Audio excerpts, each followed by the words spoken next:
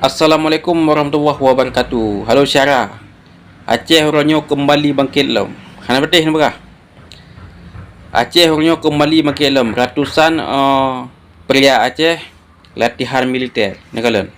Memandung bangsa Aceh yang diamanatkan liwali nyo giyu berjuang dan giyu pumakmu bangsa bumerdeka nanggro. Masa baroji digutanya kadijajah kajiba perang oleh Belanda dan ngan ipai Jawa dino amanah wali giyu rebut kembali Acehnya tanah Indatu. Memandung bangsa Aceh dan pasukan GAM siap untuk jok tanah yang diamanahkan liwali.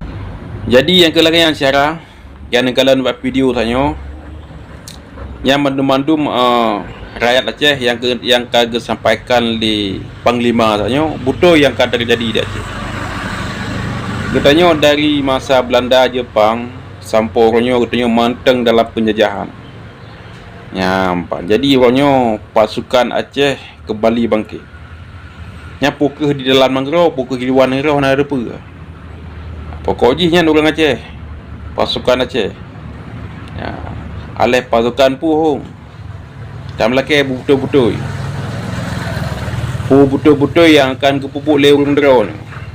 Baik singa banlih ni pubut. Balih ni pubut. Kata-kata rau. Nya kitanya ka pedungga ka kena pengun. Ka cok-cok damai. Muprang le, kerben le bangsa tu. Cok le damai.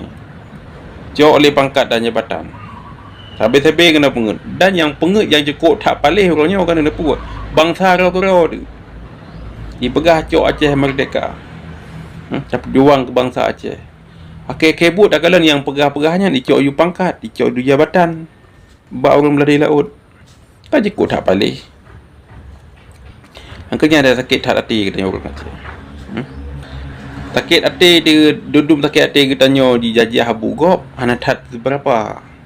Yang cukup tak sakit hati nuranya nak depa serang dua. Bangsa dua-dua dijajah. Dibegah Aceh merdeka jibut di meli aju. Orang meli hanya ba orang dari lautnya cukup tak parah. Ni ba penjajah yang benar peti. Hai punya penjajah kada depa yang tu dia. Yang ban kita jaga-jaga dero tu. Mami yo dari bangsa Aceh, yang bangsa dero tu. Nya orang mulianya kan ada depa katanya. Hidup alang kawan katanya. Berhaji ke cuma orang mulia. Tengok kabeh dia. Jadi long pegah punya lebih tak bahaya bangsa dero tu daripada bangsa go biaya jajah katanya. Dan long harap kepada buat video tanya si.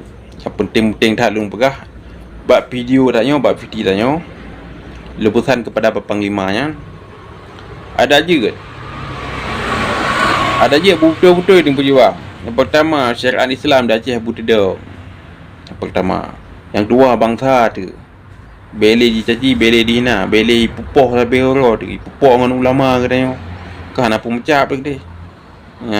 Yang kedua. Yang kelih kan pemerdeka tu beli dicok asal bumonya dego. Bertanya kelola tu berpajuh lah ni bangsa dero tu.